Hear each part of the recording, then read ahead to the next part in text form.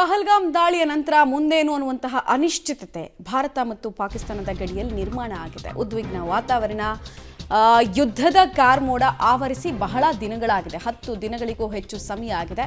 ರಾಜನಾಥ್ ಸಿಂಗ್ ಅವರು ರಷ್ಯಾ ಪ್ರವಾಸವನ್ನು ಕೈಗೊಳ್ಳಬೇಕಾಗಿತ್ತು, ಆದರೆ ಅದು ರದ್ದಾಗೋ ಸಾಧ್ಯತೆ ದಟ್ಟವಾಗಿದೆ.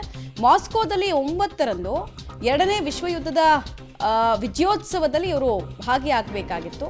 ಪ್ರಧಾನಿ ನರೇಂದ್ರ ಮೋದಿ ಅವರು ಕೂಡ ಭಾಗಿಯಾಗಬೇಕಾಗಿತ್ತು. ಆದರೆ ನಮ್ಮದೇ ಗಡಿಯಲ್ಲಿ ಪರಿಸ್ಥಿತಿ ಉದ್ವಿಗ್ನಗೊಂಡಿರೋದ್ರಿಂದ ಈ ಸಂದರ್ಭದಲ್ಲಿ ಈ ಭೇಟಿ ಔಚಿತ್ಯವನ್ನು ಹೊಂದಲ್ಲ ಅಂತ ಹೇಳಿ ಸದ್ಯಕ್ಕೆ ಅದನ್ನು ರದ್ದು ಮಾಡೋ ಸಾಧ್ಯತೆ ಇದೆಯಂತೆ. ಅವರ ಬದಲು ಬೇರೆ ಯಾರನ್ನಾದರೂ ಕಳಿಸ್ಕೊಡುವಂತಹ ಚಿಂತನೆಯನ್ನು ಕೂಡ ಕೇಂದ್ರ ಮಾಡ್ತಾ ಇರೋದ್ರ ಬಗ್ಗೆ ಡೀಟೇಲ್ಸ್ ಸಿಗ್ತಾ ಇದೆ ಸದ್ಯಕ್ಕೆ. ರಾಜನಾಥ್ ಸಿಂಗ್, ನರೇಂದ್ರ ಮೋದಿ ಅವರು, ಅಮಿತ್ ಶಾ ಎಲ್ಲರ ಮೇಲೂ ಕೂಡ ಇಡೀ ವಿಶ್ವದ ಫೋಕಸ್ ಇದೆ. ಯಾರ್ಯಾರು ಏನೇನು ಮಾಡ್ತಾ ಇದ್ದಾರೆ, ಎಲ್ಲಿ ಹೋಗ್ತಾರೆ, ಏನು ಮಾಡ್ತಾರೆ, ಏನು ಮೆಸೇಜನ್ನು ಕೊಡ್ತಾರೆ ಅಂತ.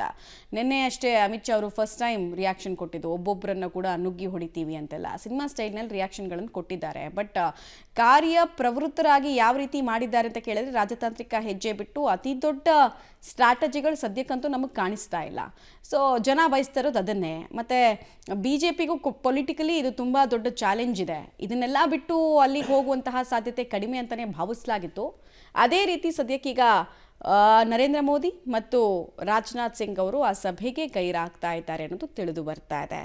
ದೇಶದ ಭದ್ರತೆ ವಿಚಾರದಲ್ಲಿ ಇನ್ನಷ್ಟು ಮಹತ್ವದ ಹೆಜ್ಜೆಗಳನ್ನು ಇಡಬೇಕಾಗಿರೋದ್ರಿಂದ ಈ ಭೇಟಿ ಸದ್ಯಕ್ಕೆ ರದ್ದಾಗುವ ಸಾಧ್ಯತೆ ಇದೆ. ಅವರ ಬದಲು ರಕ್ಷಣಾ ಖಾತೆಯ ರಾಜ್ಯ ಸಚಿವರು, ಅಂದರೆ ಸ್ಟೇಟ್ ಕ್ಯಾಬಿನೆಟ್ ಅಂತ ಬರುತ್ತಲ್ವಾ, ಸೊ ಅವರನ್ನು ಕಳಿಸ್ಕೊಡ್ತಾರೆ ಅಂತ ಹೇಳಲಾಗ್ತಾ ಇದೆ. ರಾಜ್ಯ ಖಾತೆ ಸಚಿವರು ಅಂತ ಇರ್ತಾರೆ ಎಲ್ಲ ಇಲಾಖೆಗೂ, ಪ್ರಮುಖ ಇಲಾಖೆಗೆ, ಹಣಕಾಸಿಗಿರ್ಬೋದು, ರಕ್ಷಣೆಗಿರ್ಬೋದು, ಸೊ ಅವ್ರನ್ನ ಕಳಿಸ್ಕೊಡ್ತಾರಂತೆ.